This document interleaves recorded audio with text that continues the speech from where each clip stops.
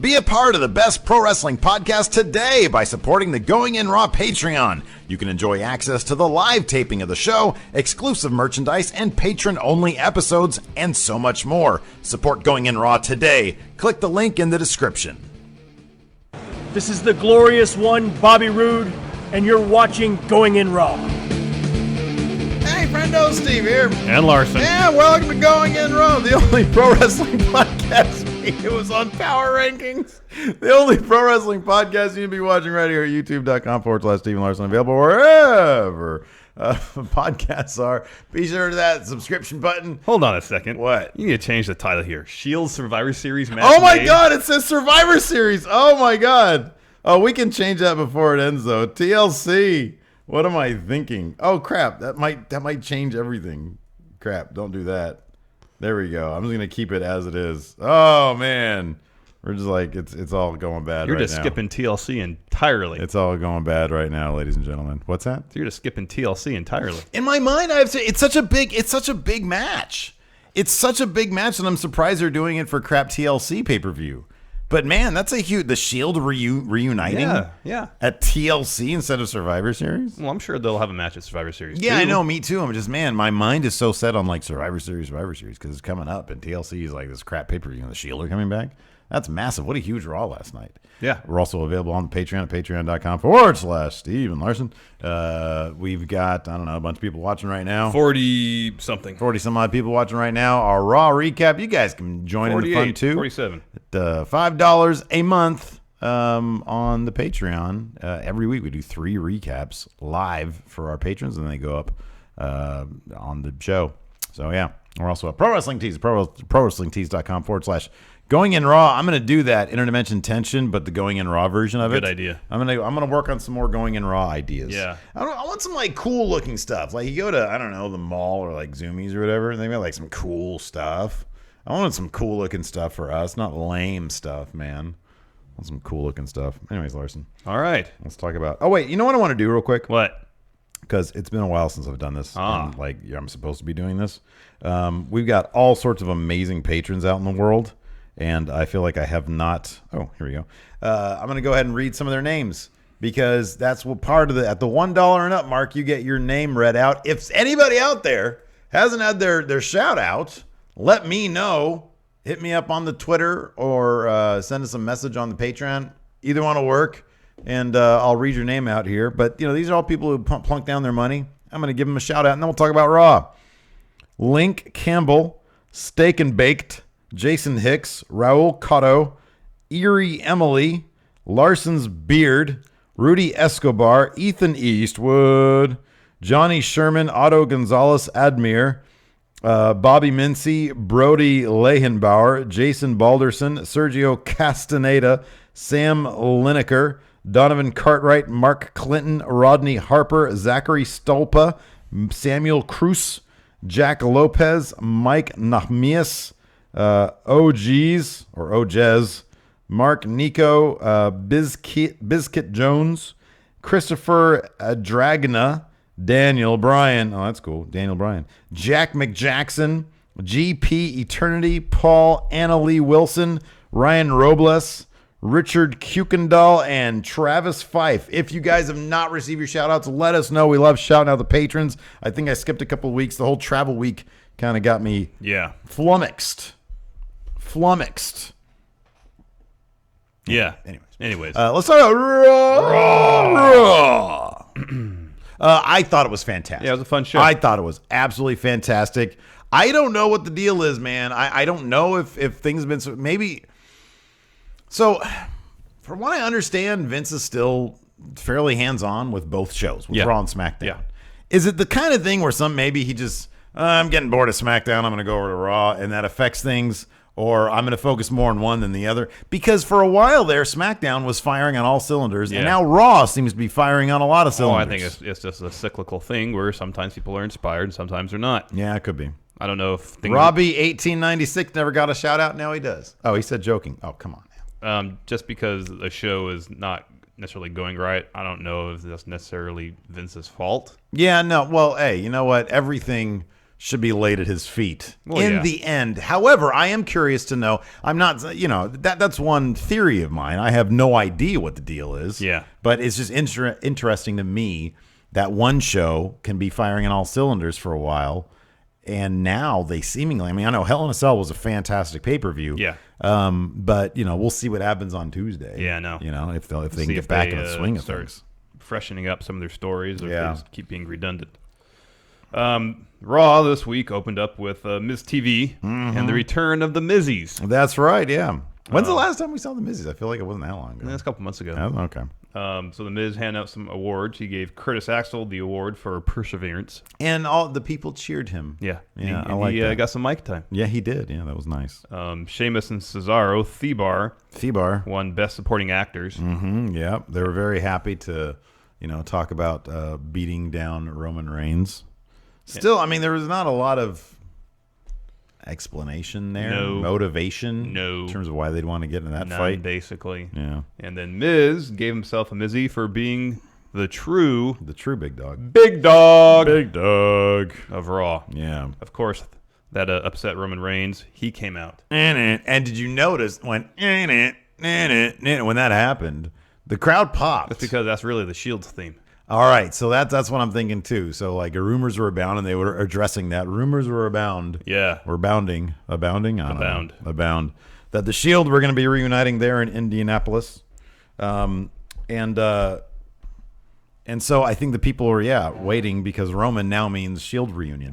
Isn't that so weird that like on his own he gets crapped on, but then as soon as you put them back together. Put two really popular guys next to him, he gets cheered. Well, not just, here's the thing. You put The Rock next to him, he still gets booed. You put Cena next to him, he still gets booed. Nostalgia is a hell of a drug. Yeah, but I know. People love the Shield, man. They love to see those guys. They all fit. And they all do fit really well. Some people are complaining on the Twitters, they did this too soon. And my thing is this. You don't have to think about it that much. They like symmetry with the Shield. They debuted in Indianapolis. They broke up in Indianapolis. They reunited officially in Indianapolis. And sometimes, for the thing is, like, there are TV shows, movies, sequels, I guess, where fan service can do a disservice to storylines. Yeah. With wrestling, you can't really go that wrong with fan service. You really can't. Yeah, for the most part. It's kind of the one form of entertainment, I think, that you can get away with a fair amount of fan service. Here's my only qualm, and it's minor, about this reunion is with Dean and Seth, they really did a good job of addressing their past. But they haven't yet at least done that with Seth and Roman. Yeah. Who have had, their own tumultuous history. And it's just interesting to see Roman just like be totally cool with Seth now. Yeah. Maybe he sees that Dean's cool with him. And since Dean and Roman, have been buddies the whole time, maybe he's just taking Dean's word that Seth is cool now. I think if it's something, I'll put it this way, because I agree with you for the most part. However, with the caveat of this, I do think that if that element can be explained away with like literally one sentence backstage that just didn't air, it's all right. You can make that leap in logic. Oh, I know. It's not like just like 2 months ago, Seth was like, burning down Roman's house or something. Oh, I know. And now it's like, oh my God, why are they together? That was ages ago. Like you said, Dean's always been on the good side. So I'm fine with that. I didn't really need that, but it couldn't have hurt them to throw that in there. No. Give us that a little bit. Dean vouched for Seth. Yeah, he's good. So I'm good with that. He's cool. He's not going to hit us with chairs this time. I would like it. I would love it if he just, kept it non-kayfabe or kept it non-kayfabe and said, are you kidding? I've been getting booed. I've been getting murdered out here. This is a no-brainer. I don't care what Seth did to me. He's freaking I'm getting all the benefits of his popularity right now. Yeah. So the Miz starts talking about the rumors of the Shield reuniting on Raw, and Roman just says, what rumors? That was cool. Rumors? What rumors? And he drops the mic. And then Dean Ambrose's music hits. And then they wait like a second, and then burn it down! Yeah, there wasn't the right, yeah, before the burn it down. Yeah. Just went straight to burn it down. I kind of like just to burn it down. No, I like the intro to his song. Really? Yeah, the double bass drum. I like that. Yeah, I could do without it because that's kind of you're getting kind of long there. I understand for this. For that, yeah, I understand. Thing. But if they just ditch that part of the song, I'm gonna be very disappointed. I agree, and you know why? Because his introduction, when he came out at WrestleMania 31, would not have been the same. That's exactly without those right. double bass drums. Although, God, could you imagine if all of a sudden we just heard a voice say, "Burn it down"? I might have popped the same. Because you don't expect that to happen. No, I know, It's but just I don't voice. have the affinity that I do of the double bass drums I do to burn it down. Yeah, the double bass drums are great. It's fantastic. Yeah. No, that's great. Oh man. So, anyways, the Shield stands up there in unison, top of the ramp. They walk down to the ring, surround it. They attack. Brawl ensues. Shield clears the ring. Miz is on the outside, and he's like, "Hey, it's cool. We just say, no big deal. Let's move on with our day." Yeah. Dean and Seth drop down the floor, corners the Miz. He goes in the ring. He eats dirty deeds, followed by a triple team powerbomb. Yeah. We get the fist bump. The Shield is officially back. Yeah. They came out during this segment, each wearing their individual merch. Later on, new Shield merch. That I thought their second, like when they came out the second time for Braun. Although I understand it motivated to keep that story, to set up the match for TLC. Well, they're the Hounds of Justice. They were seeing an injustice being perpetrated out there with Braun, continuing the attack on Matt Hardy after their match. Yeah, no, I'm not gonna crap on it. I'm fine with it.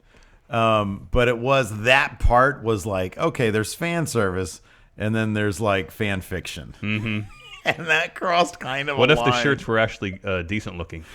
It wouldn't have mattered. Dude, they're like brand new, fresh off the, they're just like brand new. They literally have shirts. the silk screener in the backstage making those shirts. They're all like stiff and stuff. Haven't been washed yet. Yeah, it's a little nerdy. It's the band that wears this. It's Danzig wearing his own shirt with like some kitty litter. It's that picture, Yeah. It's when you're wearing, and I know they all wear merch shirts. I get that. But I don't know. And the shirt's kind of cheesy. Yeah, I think if the shirt weren't so cheesy, it would have been better. Yeah. I don't know. I think what it reminds me of? That shirt that I got, that you got for me at WrestleMania, the Undertaker Reigns one. Yeah, I know. Looks like the same designer did it. No, the same. I know it's the same illustrator. Like he did. Yeah. I think you're right about that. Although I think the Undertaker, it boggles my mind. Like the Undertaker Roman one. It's such a cool design. Yeah, it's a fine design. I still want it on a shirt. I don't like it on a shirt. What do you want it on? Like a poster? Yeah, if you want a poster or a comic book cover, what are you, fine. like a 15-year-old? You got a bunch of posters in your room? No, I don't. You've been to my office. There's one poster hanging up here. There's exactly one poster in my office right now. Oh, sorry, there's two. It's been a while since I've been in your office, dude. Sorry, getting the kinks out of my neck. Anyways, it was fun. It was good. Next up, we had Jason Jordan versus Carl Anderson. Carl Anderson got the jobber entrance. Yeah, that was apropos. And he took the pin, so last week was just a fluke. Yeah, I was hoping for 2 weeks in a row, man. Me too, I was really hoping for 2 Jason weeks in a row. Jordan won with his pop-up neck breaker. Mm-hmm. Yeah, I like neck breakers. I'm not sure it works with a pop-up. I'm not huge on the pop-up. No, I think it looks good. You think you like that? Yeah. I'm not. What do you think about Eric Young's wheelbarrow pop-up neck breaker? I like that. Yeah. Because anything Eric Young does is awesome. Okay. He's great. He talks like this. Let's see here. So, yeah, that was... It was a decent enough match. It was a decent enough match. I still think that Jason Jordan is like... They don't have it yet. They don't have it. They need to find a quality character for him. Yeah. And once they do that, I think it'll start coming together. His gimmick should be Halloween ninja. They got those ninja outfits for Halloween. That. Like a really cheap ninja costume with like a plastic ninja sword. I don't think ninjas have swords. Something like that. I think that'd be good. Next up, we had Miz and Curtis Axel backstage. Yeah, I think they were. The Miz was getting some ice on his neck. They were in the trainer's room. Kurt Angle comes in and he says, "We're going to see the Miz and Thebar versus the Shield at TLC." Is it just me, or does the Miz, even looking at how much fun Seth and Dean seem to be having?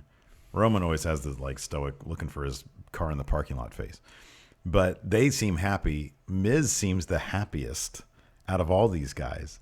His acting performances are so comedically wonderful that I really think he's having the most fun. I think so. I think you're right. Because, for one thing... I think it's like being involved in good stories. Well, no, I think you're right. I think that... And having earned the spot where you're the focal point of the biggest angle in the company, or you're the antagonist for the biggest angle in the company, that's a big deal. It is. That's a really big deal. So it's not surprising, but also that's a big burden to bear if you haven't been around as long as he has. So he just seems really delighted by the whole thing. He really does. So yeah. Next, Elias walks to the ring. Did we mention that was where Kurt Angle confirmed the TLC match is happening? Yeah. Okay. And he runs down the city of Indianapolis. And he says, well, maybe I won't sing for you. He says, just kidding. I like the sound of my own voice. That made me laugh so hard. That was good. I'm just kidding. I like the sound of my... Because it's such a throwaway. He doesn't say it with like a shit-eating grin or anything like that. He says, just kidding. I like the sound of my own voice. Yeah. He's good. He's great. Are you kidding me? That's what I got to get. I got to get an Elias shirt. Anyways, as he's about to strum, he hears banjo sounds that are not coming from his guitar. Yeah. And he looks up and Titus O'Neil comes out with a banjo like an idiot with a mic on. And he's gonna do his own song for the good people there. And so he sings a song to Elias, running down Elias Sampson. And the crowd's eating up. I thought it was great. Yeah, it was. I thought it was fantastic. And Elias still has his like mic kind of hot. And so like he'll say a couple little things kind of under his breath, but he's still saying them. So you kind of hear Elias like shooting back in his own kind of lame way, but knowingly lame. It was good. It was good. And it set up a match between Elias and Apollo Crews. Yeah, well, that brought out Apollo, who's cheering on Titus. He seems to be loving it. They do the worldwide thing. But Elias ends up getting the win once again with a drift away. I feel like there needs to be a little bit back and forth here. Agreed. Like they've got Titus worldwide, and Titus has never been like the whole point of Apollo coming in, or the whole thing where Apollo originally joined Titus worldwide was Apollo joining was Titus showing him that, hey, you can take a shortcut. Yeah. I feel like they kind of need to do that with Elias. I know. Get under the heel's skin a little bit. I agree. Yeah, I was actually fully expecting Apollo to win this match. Yeah. So I don't know. We'll see where that goes. Because I really look. You and I obviously are both big Titus Worldwide fans. Yes. And we're both big Elias fans. We want to see this feud continue and get a bit more creative. Although I love the banjo last night. That was great. Yeah, it was. Next up, we had Enzo. He comes out and delivers another Enzo promo. Then Kurt Angle comes out. Well, Enzo calls him out. Yeah. Oh, yeah. He says, I have this contract. Talking about the clause thing. Yeah. Yeah. About the no contact clause and all that stuff. And anybody touches them, they get fired. Right. And he asks, what's the deal with Kalisto? And Kurt Angle again says, well, that... If you read the fine print, you'd know that... It only applies to people under contract at the time. I signed Kalisto after I signed that. Therefore, Kalisto is exempt from those clauses. Yeah. And he has a match. He gets the Cruiserweight title match. Yeah. And Enzo says, no, I don't want that to happen. And then Kurt says, okay, it won't happen at TLC. It'll happen tonight. Right, exactly. And then Enzo says, well... you're going to show me respect. At least you're going to make it the main event. Yeah. And Kurt Angle says, fine, whatever. He walks up the match, walks up the ramp, turns around and says, Hold on a second. As he's walking up the ramp, Enzo was dancing to Kurt's music. Yeah, I know. That cracked me up. It was pretty funny. That was funny. Kurt turns around and says, oh, yeah, it's going to be a lumberjack match, and all the other cruiserweights are going to be around the ring. Yeah, Enzo goes crazy. He's livid about it, but too bad. Kurt Angle's got the last word. Yep. I always like that kind of stuff. Like, Enzo, they're in the ring together, and Enzo says, I'll only do this if... And then when Kurt Angle goes up the ramp, gets the last word in, and because Enzo doesn't have a chance to say, no, I'm not going to do that, he's still stuck in that match. Well, that was kind of the gist of their back and forth, too, was that Enzo admitting that he got hustled. Yeah, right. No, I like that bit. So, that was going to be our main event. That was set. Lumberjack match, Cruiserweights, Enzo versus Kalisto for the Cruiserweight title. 3 straight weeks that the Cruiserweights have closed the show. Yeah. And I don't know what the ratings are in. I don't know if the ratings are I know last week there was a pretty huge drop there was a drop for the third hour, but I think that's been an ongoing trend regardless of the Cruiserweight presence. Yeah, there were like 2 weeks in a row when there were just oddball ratings things happening. Because, last week it was like the abnormally large drop in the third hour. And then the first week it was like, I don't know, something else weird happened where it was like the opposite of that. I forget what it was. Yeah. But I don't know. I thought it was cool. And I thought, given the outcome of that, it was smart for them to put that on the main event. Next, we had Braun Strowman versus Matt Hardy. Matt Hardy actually put forth a decent amount of offense in this match, and his offense culminated with a twist of fate, and Braun kicked out at like one half. Man, Matt Hardy he's old and he's taking a lot of punishment. I know. Like, that's not good. But he still moves pretty well. Relatively. I mean, I'll put it this way. I'll say this. He was never the quickest No, wrestler. he wasn't. No. He's always walked like he had stiff hips. Yeah. And it's, as he's gotten older, they seem to be stiffer. Sometimes it's like his knees can't bend. Yeah, I know. Yeah.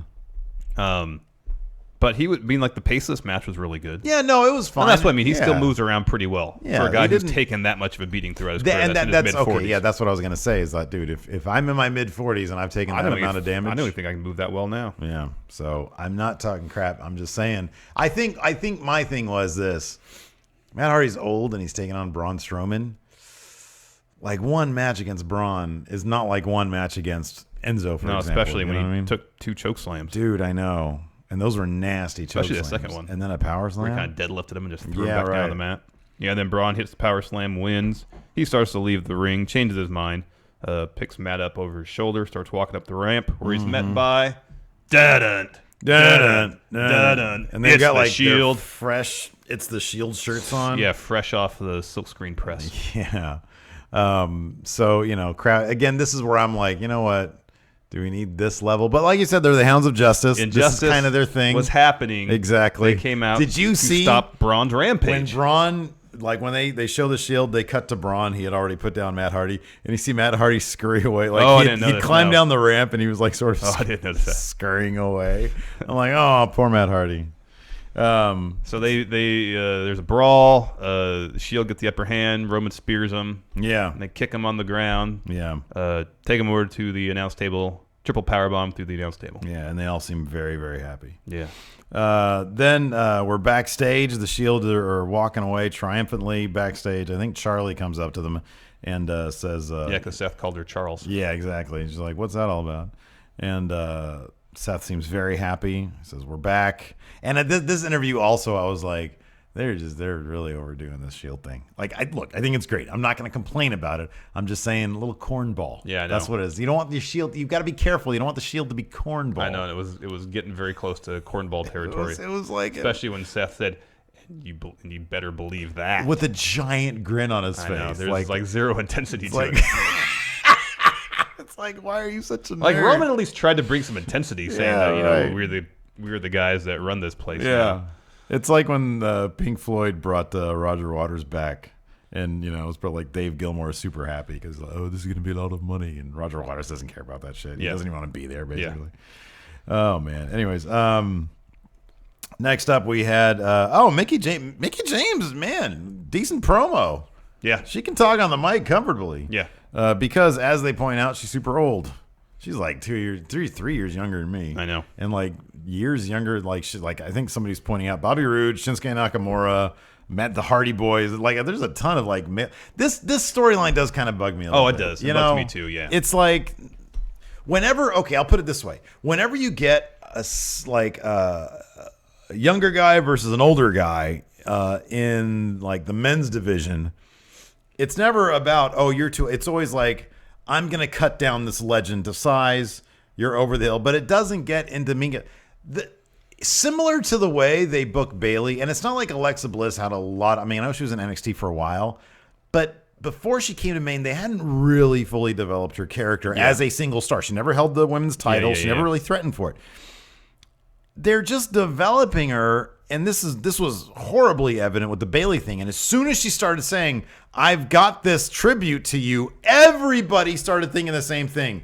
Oh, God, we've got Bayley, It's Your Life 2.0. That's exactly what everybody thought. And that's what I thought. Now, I was relatively entertained because Mickie James, she cuts a promo on Alexa Bliss. Alexa Bliss comes down and she introduces like this little video package that's like a tribute to Mickie James. But the gag is it's all silent film or old-timey. It's old-timey. It's old-timey. Now, you know me. They reminded me of that E3 video I made a few years back. I am a huge fan of anything old-timey. I love undercranked footage where it looks like they're going in fast motion. I love the piano player music. I love the titles. I love the, talking like this, that kind of thing. Yeah. And this was like a mishmash of all that stuff. Yeah. So I was thoroughly tickled by it. It only lasted like a minute and a half. It was not very long at all. So I thought it was relatively funny because you put on player piano music and I'll laugh. That being said, the general gist of the storyline just isn't interesting at all. No. And when you have the same kind of thing in the men's division, it's, oh, I'm going to be a legend killer, not, oh, you're just old and, you're saggy or crap like that. And they're doing this Alexa Bliss stuff where she's like a mean girl. Yeah. And it's like... They can do so much more. Like she's got a wide range. She can do other things. No, I know. I agree. And I don't know why they're not doing other better things with that. I don't know either. So I don't know. It's just kind of irritating. So, anyways, Mickey James says, "All right, Alexa, I can't hear you. Maybe my hearing's going bad, but I can't hear you. Why don't you get in the ring and say this stuff to me in the ring?" Yeah. So Alexa finally walks down the ring. She stops short of the ring. Says no. Mickey comes out. They end up brawling back in the ring. And then Alexa leaves. Yeah. She flees. Next, we got another Asuka video package, and then they dissolved from that to Sasha and Bayley talking with Kurt Angle backstage. And everybody wants to wrestle Asuka. Yeah. Shouldn't people be scared of her? Okay, so I had the exact same Twitter conversation with somebody, and you can play that role, but I'm going to play them because he said, hold on, I kind of want to see this. I think it was on the Real Going In Raw. But he said, why should people be lining up to face Asuka when they know she's going to kill her? And I'm like, well, look, if it's me or you, I think it was it Mario Rocha that I had this conversation with? I don't know. This is what I kind of feel like they should have played this. Instead of people lining up for an opportunity, Kurt Angle gathering everybody together saying, okay, we're going to have this match to determine who's going to face Asuka at TLC. Yeah. Have the faces be like, let's do it. Yeah. Let's go. Yeah. And at least one of the heels be like, Kurt, I'm good. Yeah. Don't need to do that. And then have that heel, have it be Emma, end up somehow winning that match.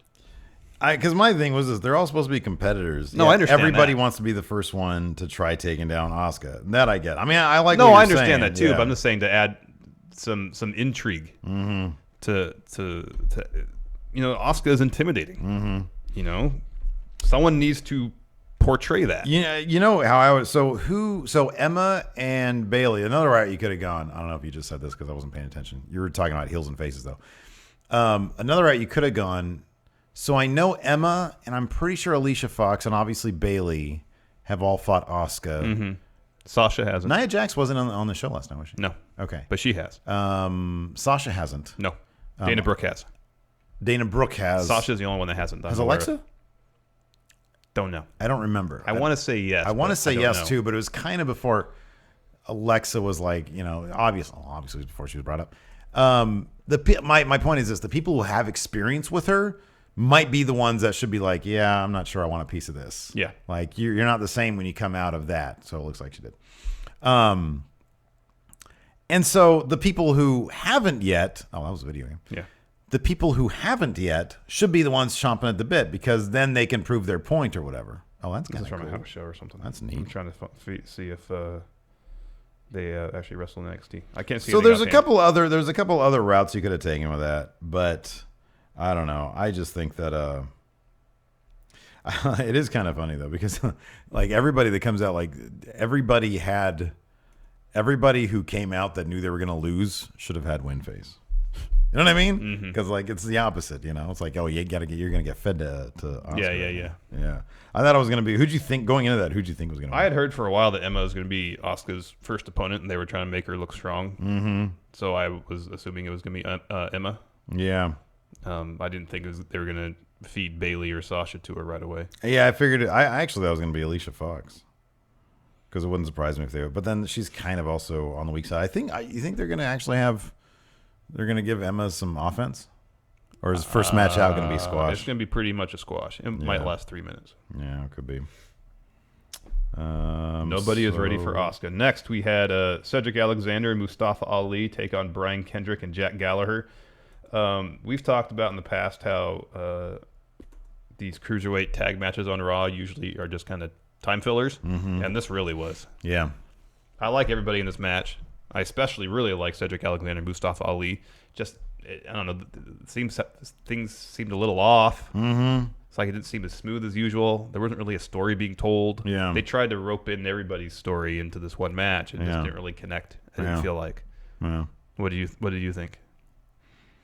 It was okay. I didn't really pay attention to the match. But like, they didn't really do I did. I like. Yeah. There wasn't like a really. I mean, there's a couple of spots that were like 205 Live worthy spots. Yeah. But there was also like Jack Gallaher had Cedric Alexander at a headlock for a good long time. I know, dude. I'll be honest with you. I tune out during these matches when there's no purpose. When there's like, okay, so the main event, perfect example of a 205 Live match on Raw. Perfect example. This match, not so much. Mm-hmm. Like when there's nothing, there's no bearing on anything on the storylines being played out on 205 Live. Really. That's the exact problem. I have been fans of using spots on Raw for the cruiserweights, but not like this. Mm-hmm. Because here's the thing: I know that, granted, again, unless you're these days, like when they're really pushing the Enzo thing as like a main event thing on Raw, if it's not that, the meat of the stuff is happening on 205 Live. Yeah. So I know that this is just sort of window dressing for the show. There's two things they could have done with this. Kendrick pinned Mustafa Ali after sliced bread number 2.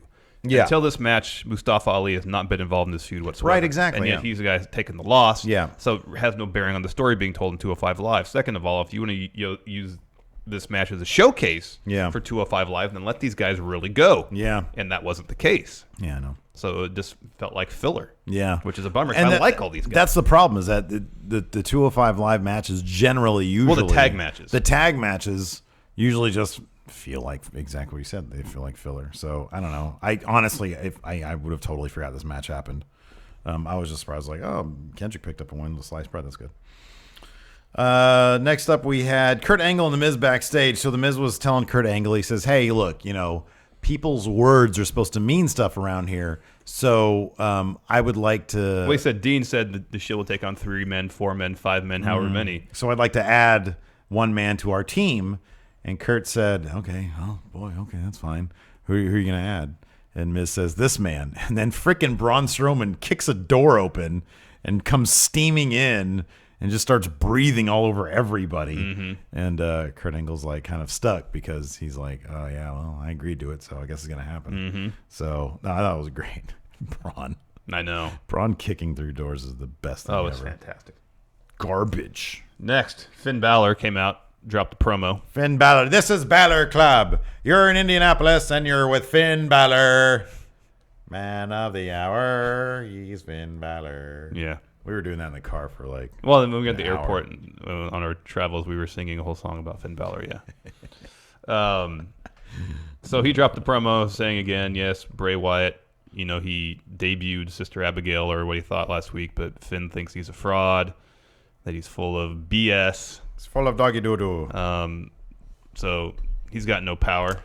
And then he's got no power because he's not Finn Balor. And then on the Titantron, Bray Wyatt shows up. Hey, man. And then after one really bad editing effect happens, he's Sister Abigail. With because Sister Abigail talks with his voice, plus his voice pitched up. Like somebody on Twitter today said that I like that Finn's Balor gimmick is that he just knows people in the production truck, essentially. Because again... You mean Bray Wyatt? Bray Wyatt, I'm sorry, Bray Wyatt. Because again, he's got the voice modulator thing going. He's got like some cheesy thing. I don't know. I'll be honest. I actually thought he looked kind of cool. I thought he looked cool. He was all right. He had like a veil on, like an old shaggy stocking on over his head. Yeah, you can kind of see through it. So I don't know. I thought he looked kind of cool. The voice modulation was cheesy as heck. Yeah. I liked, for the most part, I liked the dialogue in terms of okay. what Sister Abigail was saying about Bray Wyatt. Because it could be one potential explanation for why he loses all the time, Like she sees him in a different light that he sees himself. And I kind of like that aspect of it. But the voice thing kind of just... Well, I mean, like the crap editing effect they used to transition from like that swirl wipe. That was no good. Swirl wipe. I forgot. I didn't even realize they did that. I think I looked away for a second, and I looked back and I was like, oh, he's doing the thing now. Okay, I should pay attention. Because when Balor talks, like, okay. Balor's like walking fan service, But he's so cool. I just hope this is going to... Look, dude, I'm fine with the Sister Abigail thing if he wins. Yeah. But then later on, Finn gave an interview backstage, and he says, well, I don't know if this is real or not, but now I know what I need to do. Yeah. So I don't know. Is he going to be extra Demon Balor now? Super Demon Balor? Is he actually going to wrestle differently as Demon now? I don't know. I don't know. It's going to be Gray Balor. Could be. Oh, could be Gray Balor. I don't know, man.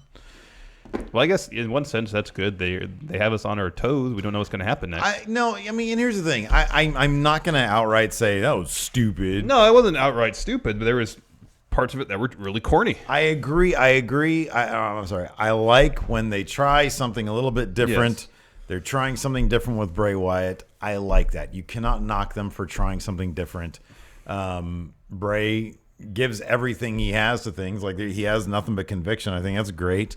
It's just like you said, for me personally, it was the voice modulation that was a tad corny. I didn't notice the swirl editing effect. Well, I'm glad I didn't. I think the content of it was fine. The problems were in the presentation. Yeah. And then, and I'm not sure. I'm not even sure that like Finn Balor's the guy. I mean, I guess he is because there's the demon thing.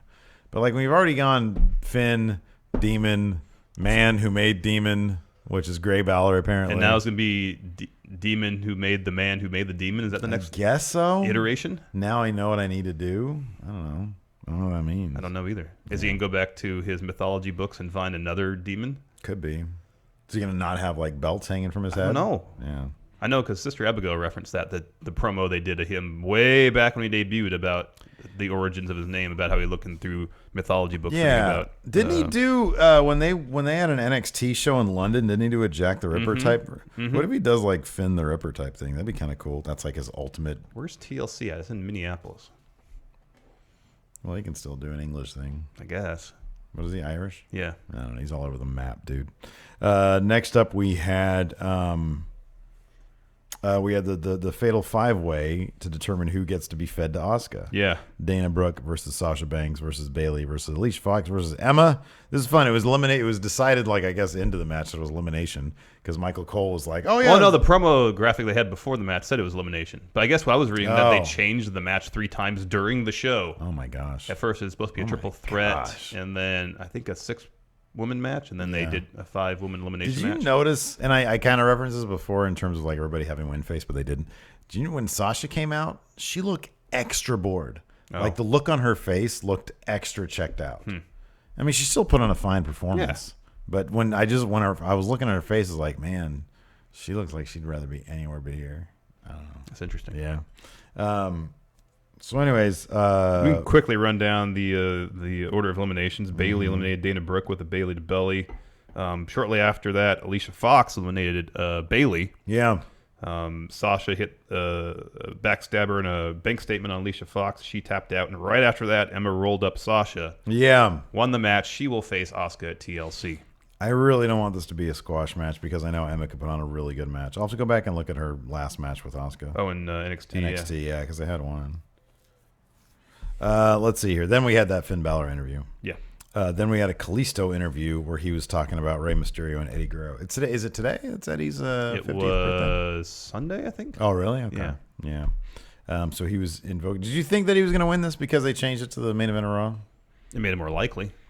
Yeah, I know. I agree with that.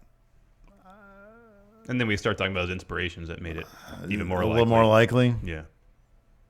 I thought it was going to be a swerve for Enzo to win. And in fact, it was actually like even taking the Lumberjacks out of it, which the Lumberjacks were great. This was a really fun match. This was from front to end. This was a really fun match. And the Lumberjacks, they were all story. They're all part of the story, you know, and that was great. And I love. They had the story, the cruiserweights in their entirety having their story with Enzo, but then there's the storylines going on between the individual cruiserweights. Exactly. As well, And so we got to see that play out. Like some of them were sniping at each other during the match, just separate from the match. Yeah. Enzo started barking at them for a bit. Yeah. Saying, you guys are supposed to, be engaged in the match a little bit. Yeah. And then he smacked Mustafa Ali at one point. Yeah. Yeah.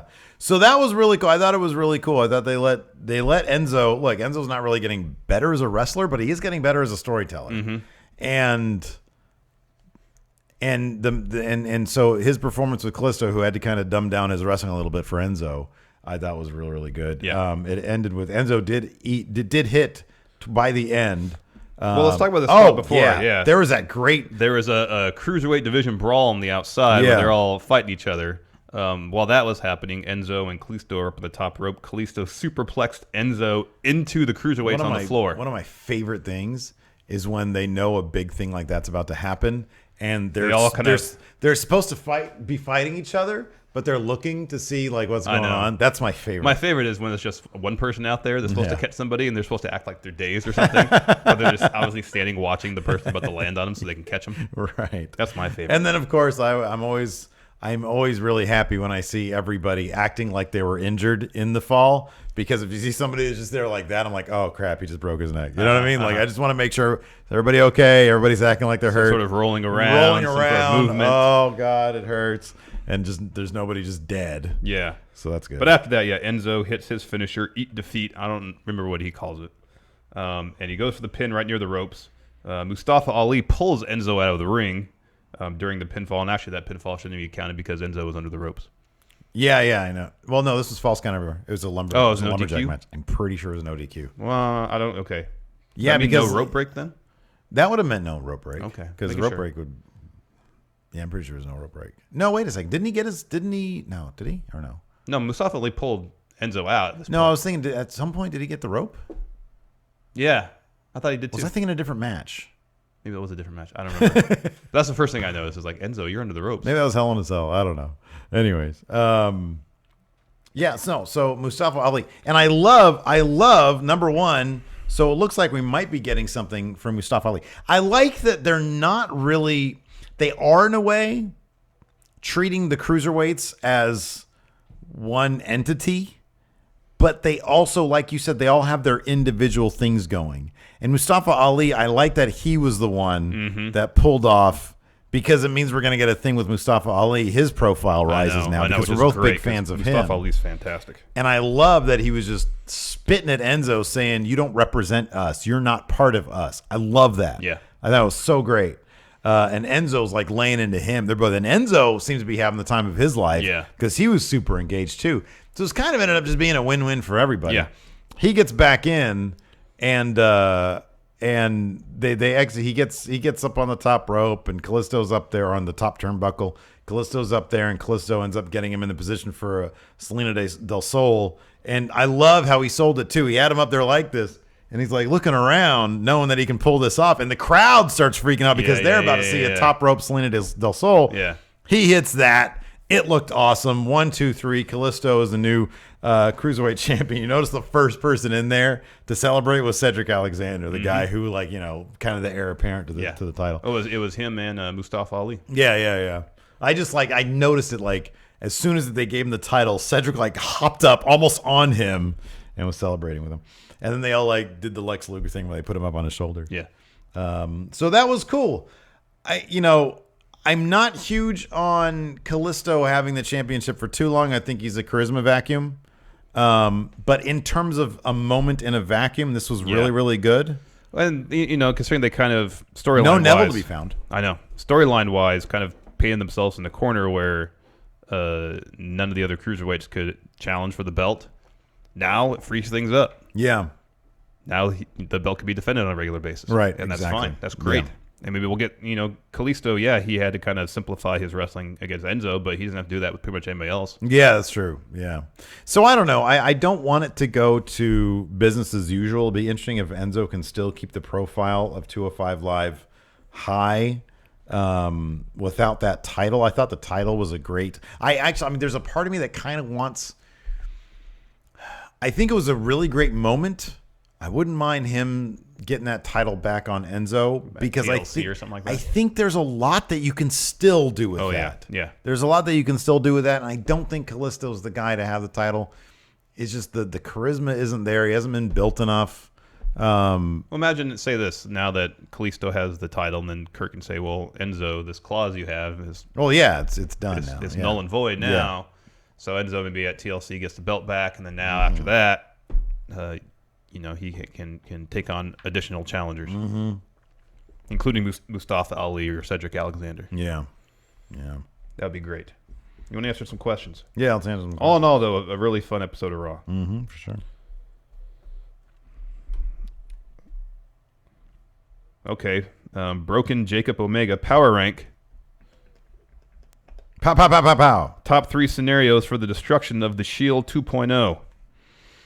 Oh, wow. You think they all just shake hands and part ways? Maybe. WrestleMania 34, the build-up, maybe the Shield gets involved because Brock is being a meanie, being really rude. It would be very disappointing if this doesn't... And so the Shield doesn't necessarily help Roman win at WrestleMania, but they're involved in the build-up to it. So Roman wins at Mania. He's the Universal Champion afterwards. He's like, thanks, guys. Yeah. I got it from here. Yeah. They just kind of go their separate ways. You know where you have to go from there, though? It's Shield triple threat. Shield triple threat at SummerSlam. You have to do that. Oh, that'd the be Shield great. triple threat at SummerSlam. It was 2 years in a row, I think, that I was like, man, this has to be the main event at Mania. Yeah. Shield triple threat. Shield triple threat. Dude. At SummerSlam, it'd be perfect. It'd be absolutely perfect. So I'd love to see that. I think it'd be great. In terms of power ranking, amicable split, number 1. 2, Dean turning heel on him. That's number 1. Yeah, Dean turning heel. I'd love it. Heel Dean. 3. 3. They just get into like some issues with the music because they're like, "Hey, we're the Shield. This is our music." And Roman's like, "No, this is my music." Yeah. And the Shield says, "This is our music, man." Yeah. Lawsuits. Yeah. Sure. Litigation. Oh, yeah. Injunctions. Cease and desist. Yeah. How about this? Number 4, I love this one. They do their old Shield entrance. Dean can't help him. You know, sometimes you're walking behind somebody, you just want to troll him a little bit. Yeah. And you kick the ankle into the other ankle. Oh, and someone falls down the stairs. Roman falls. Ooh. Looks like an idiot. Ooh. Right? I think, to be honest, that's number 1 for me. Okay, that's Dean good. trolls Roman by... And then he is because he didn't mean for it to be like that. Like, Roman falls a ridiculous amount of times. Yeah, if he wasn't wearing his vest, he might have broken a rib or something. Exactly. Trevor Powers, should the Shield come through the crowd in their old SWAT gear for TLC? No. Not in SWAT gear, in their new pristine shirts. But through the crowd, yes. But definitely through the crowd. But, you know, that'd kill... You can't do their Dean's music and Seth's music. You just play it all at the same time. Yeah, that's good. Yeah, get CFO $. Now do this. Do a bar of Shield theme, Yeah. a bar of Dean, a bar of Seth, and just loop that. Yeah, that's good. That's Can good. somebody put that together for us on Yes, YouTube? please. Jack Dolan, better pay-per-view, No Mercy or Hell in a Cell. This is Hell in a Cell. Hell in a Cell. What happened to No Mercy? No We were Mercy. there. Oh, we were there at No Mercy. God, my memory is crap. That was Brock and Braun Strowman main event. Oh, yeah. Best match was the tag match. We were there. It was L.A. Missed the first 2 matches. Yeah. We were waiting in line for a hot dog. Tag match is about, yeah, Hell in a Cell.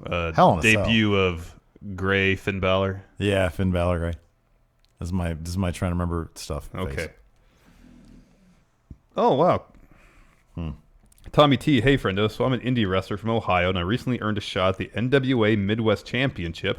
That's cool. Holy crap. That's awesome. That's awesome. Unfortunately, I lost, but I was satisfied with the match nonetheless. So my question is, has there ever been a match that you wanted the loser of the match to win, but regardless of the outcome, you enjoyed the match anyway, and if so, what match was it? Sean Holver has a good response. Cena Styles at Royal Rumble this year. I really wanted AJ to win that match.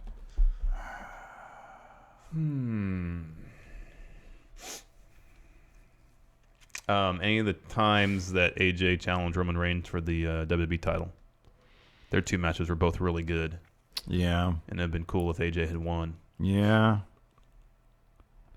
God, I don't know, man. I can't tell like off the top of my head. I'm hungry. Yeah, me too. I can't off the top of my head. I can't think. Oh, well. I'm trying to think if either of the CM Punk Rock matches. No, I don't. I think I hated those matches, and I hated them through and through. I was so pissed when CM Punk lost to The Rock. Yeah, you were. Boy, that bugged the crap out of me. The Nightcrawler. Hey, guys. So I got to ask, why do you both always talk about Daniel Bryan like he hates the WWE is being held hostage? When I listened to the Edge and Christian podcast, he sounded completely genuine in saying, while he misses wrestling, he 100% understands and respects why they won't let him.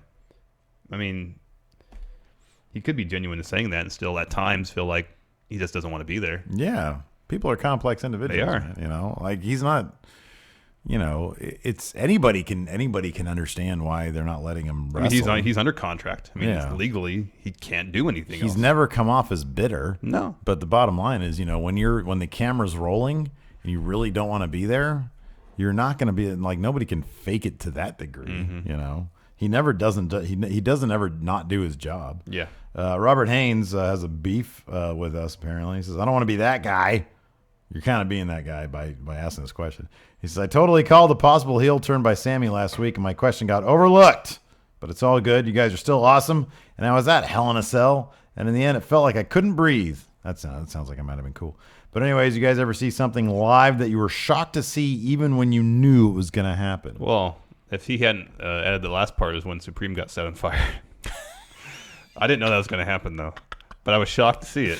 It was pretty shocking. It was very shocking. Oh, man. And on top of that, Mr. Haynes, I'm not sure Sammy did turn heel. Yep. If you called it, now I didn't see the thing, but if he called the Sammy pulling Kevin Owens out of danger's way, you get all the props in the world, and you might be a low-level WWE writer. I don't know. But good on you. If there is an alliance of sorts where Sammy does turn heel, all the props in the world to you. That being said, anything live that we knew was going to happen but still shocked us or amazed us? I didn't see Seth coming out of WrestleMania 31, that's for sure. Mm-hmm. Yeah, that's up there. That's a very unique situation to be in because, yeah, we all knew that Shane was going to come off the top. Yeah. But it was still very shocking to see it happen again, you know? So, yeah, I don't know. I don't think I have. Yeah, seeing a guy lit on fire almost die, that was shocking. That was shocking. I didn't see that happening. No, didn't see it happening. Crockpot champion, the uncanny Iron Fish. Hey, friendos. First question in a while. Has the heel-face dynamic of wrestling as a whole changed? Is there no such thing as a traditional heel and traditional face anymore? And if so, should they change things to either get back to it or adapt to the change? They need to adapt to the change because wrestling fans as a whole know a lot more about what's going on behind the scenes than they ever did. Mm-hmm, yeah.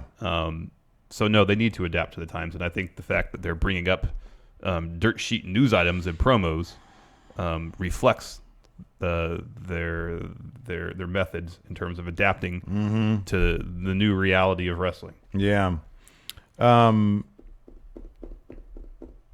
It's a tough place to be in because your entire business had been built on that idea that it was real and these are characters that you don't really get exposed to that often beyond what you see on TV or live shows or whatever. And so given that social media is still a fairly new thing in the grand scheme of things, you know, they do need to adapt because that's not going away anytime soon. Yeah. So, yeah. Brody Leyenbauer, do you think we're ever going to see a 3-on-3 tag match between New Day and the newly reunited Shield? Probably not this go around for the Shield, but maybe later. Depends how long they keep them together, though. You don't think that we could see that? What's the Shield going to do at Survivor Series? I don't know. I don't know what the New Day is going to do at Survivor Series, so it's entirely possible. If you want like the ultimate in fan service, that'd be great. It would be that for sure. That would be great. And if you want, who would go over there? It would have to be the Shield. It would have to be the Shield. It would have to be the Shield. Yeah. Hamza Halal, Asuka versus Emma. Over or under 5 minutes?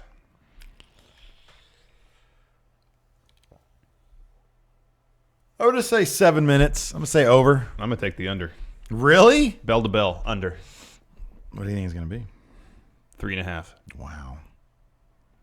Jesus, you might be right on that. Also, she's coming off injury. They're not going to want her to extend too long. But 7 minutes isn't too much to ask. 7 minutes is not that long. It's not. You're talking about a squash match.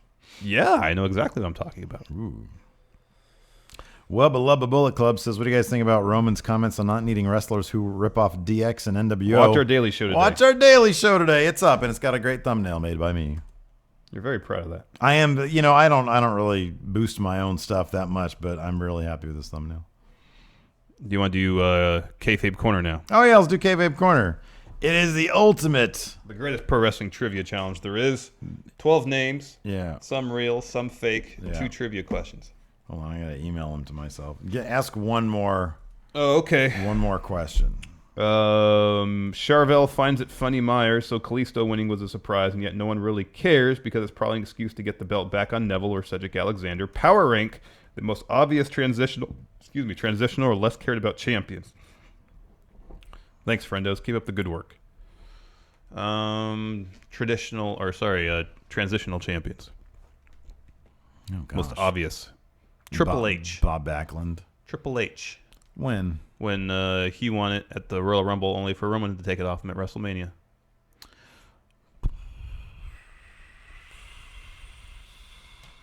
Yeah. All right, I can see that. Sure, the transition was from Roman to Triple H back to Roman.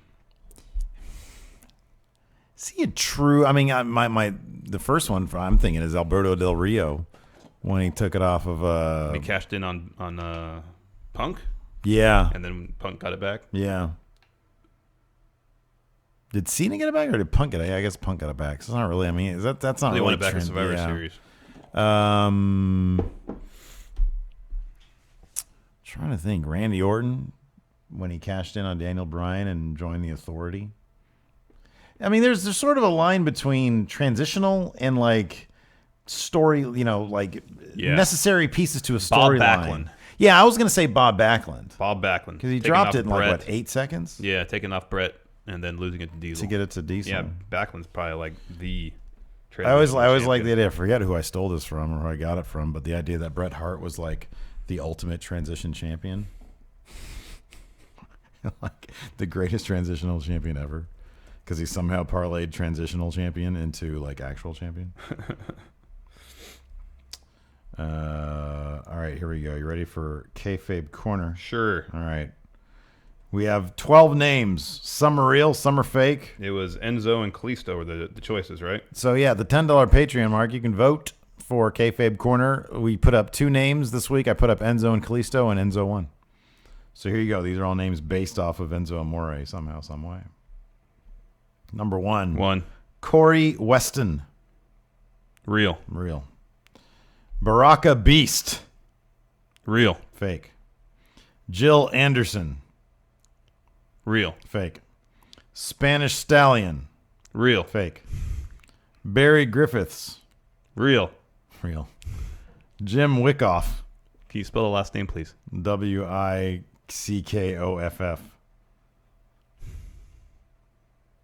Fake. Very good. Stan Spears. Real. Fake. It's actually because Ty Dillinger did Stan once. And he was Gavin Spears. His real name is Gavin Spears. So yeah. But he never used Stan Spears. Eric Anthony. Real. SmackDown Warrior. I feel like that would have to be fake. Real. Apparently Mason Ryan used that once at some point. That's weird. I know, right? Super Raul. Real. That's fake as hell. I love that name, too. It's a good name. Super Raul. Fight Man. Fake. 5. Colin McKay. Real. Very good. Did I even do 12? Is this even 12? 1, 2, I don't know. I got 6. 5, 6, 7, 8, 9, 10, 11. Yeah, 12. 2 trivia questions. Okay. Somehow I got 6. I don't know how that happened. Good job. Number 1. What subject does Enzo Amore have a college degree in?